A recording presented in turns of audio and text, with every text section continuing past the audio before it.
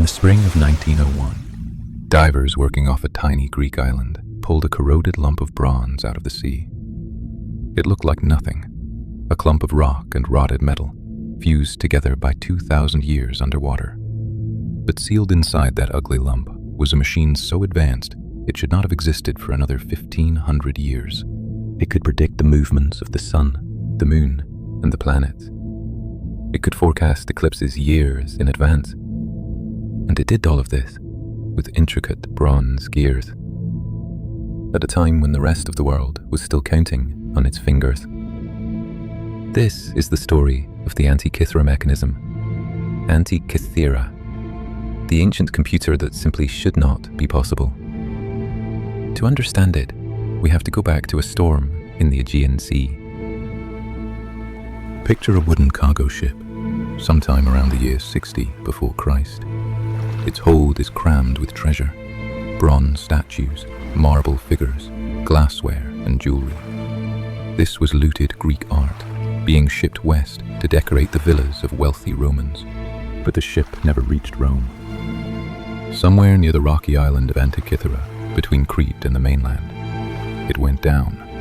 The cargo and everyone aboard sank into the dark and was forgotten for almost 2,000 years. Then, in 1900, a crew of Greek sponge divers sheltering from a storm stumbled onto the wreck. What they found astonished them. Bronze statues, marble limbs, coins, and pottery scattered across the seabed. It became one of the first great underwater archaeological excavations in history. All of it was hauled up to the National Archaeological Museum in Athens. And among the gleaming statues and treasure was one piece nobody cared about. A shoebox-sized clump of rotted wood and corroded bronze. It was set aside on a shelf, almost ignored. For months, the most important object on that ship sat in storage, doing nothing. Then, in 1902, the lump dried out and split open. And what was inside changed our understanding of the ancient world. The Greek archaeologist Valerios Steas was examining the find when he noticed something impossible. Embedded in the bronze was a gear wheel, not a crude ornament, but a precisely cut gear with fine triangular teeth, the kind of part you would expect inside a clock. And that was the problem.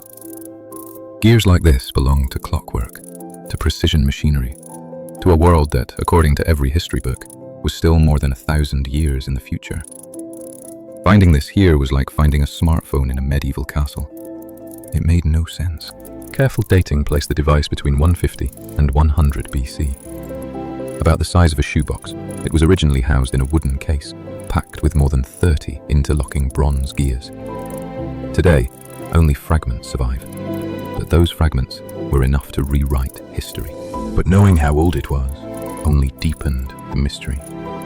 Because here is the strange part.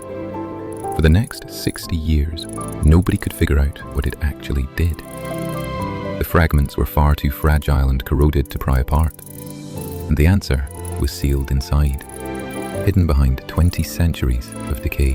Scientists could see gear teeth poking through the surface, but they had no way to know how many gears there were, how they connected, or what they were for.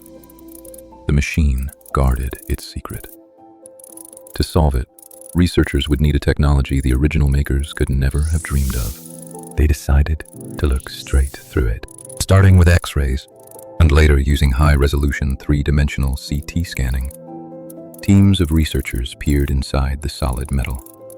Slice by slice, a ghostly hidden machine emerged on their screens.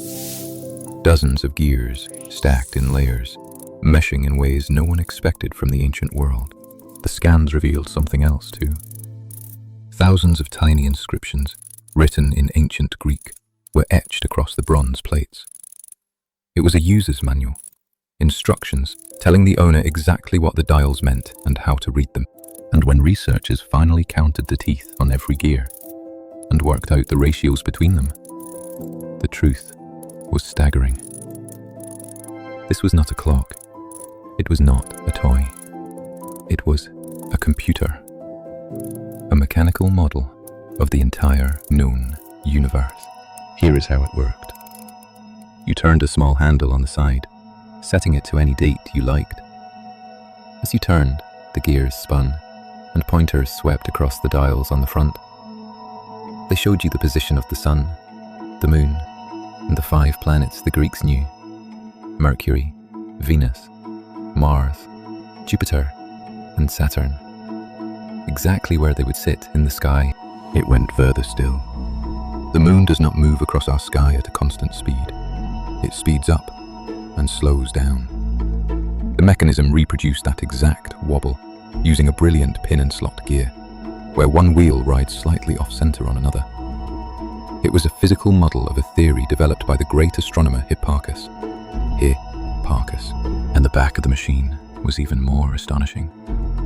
2 great spiral dials tracked the rhythm of time itself. The upper dial was a 19-year Metonic calendar, mapping the months. The lower dial was a Saros cycle, 223 months long, that predicted eclipses of the sun and moon, telling you when they would happen, roughly what hour, and even the expected color. There was even a small dial that counted down the 4-year cycle of the ancient games, including the Olympics. So in a single bronze box, the size of a shoebox, the ancient Greeks had captured the sun, the moon, the planets, the calendar, eclipses, and the great festivals, all turning together at the crank of a handle. And now we come to the part that genuinely breaks history. To combine all these different cycles, the mechanism used a system of differential and epicyclic gearing. Gears riding on gears, adding and subtracting their motions. That kind of engineering would not reappear anywhere in the world until clockmakers in Europe reinvented it in the 16th century. So this raises the obvious question: who, 2,000 years ago, was capable of building such a thing? The strongest clues point to the Greek island of Rhodes, the beating heart of ancient astronomy. The famous school of Hipparchus worked there, and, as we saw, his lunar theory is built directly into the gears. Many historians believe the mechanism, or its design, came straight out of that tradition. Some scholars whisper an even greater name: Archimedes, or the inventors who followed him. We know from the Roman writer Cicero that Archimedes built bronze devices that modeled the motions of the sun, moon, and planets. Cicero described them with awe more than a century before this ship ever sailed. The mechanism may be a surviving cousin of those lost machines. Whoever made it, a device like this would have been priceless. It could aid navigation at sea.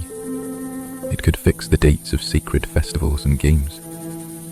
It fed the ancient obsession with astrology. And above all, it was a stunning display of power and genius.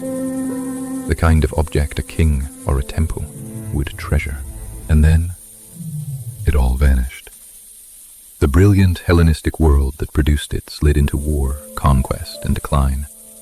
Its most advanced knowledge was scattered, copied poorly, or simply lost. And the skill to build a machine like this disappeared. What followed was a silence that lasted well over 1,000 years. Think about that gap. Nothing of this complexity appears anywhere again until the great astronomical clocks built in Europe in the 14th century. Those towering medieval clocks, with their dials and moving heavens, are the distant descendants of the Antikythera Mechanism, born more than 1,000 years too late. But there was still one question to settle. Could a machine this complex really have worked, or were the scans being read too generously? To find out, modern researchers, among them Michael Wright and Tony Freeth, set out to build full, functioning reconstructions, machining every gear from the scan data, exactly as the ancients would have. Then they turned the handle, and the ancient cosmos sprang to life. The sun and moon moved, the planets advanced, the eclipse dial spun, the calendar turned, everything working together exactly as the design demanded. The genius of the original makers was no illusion, it was real. So what does this little bronze box actually tell us? It tells us that the ancient world was far more advanced than we ever gave it credit for. that somewhere 2,000 years ago, someone understood the heavens well enough to capture them in gears, and that we lost that knowledge completely for over a millennium. And it leaves us with one haunting question. If something this extraordinary spent 2,000 years sitting on the seabed, almost thrown away, how many more secrets are still down there in the dark, waiting to be found? If you want more lost mysteries like this one decoded, subscribe, because the next one is already waiting.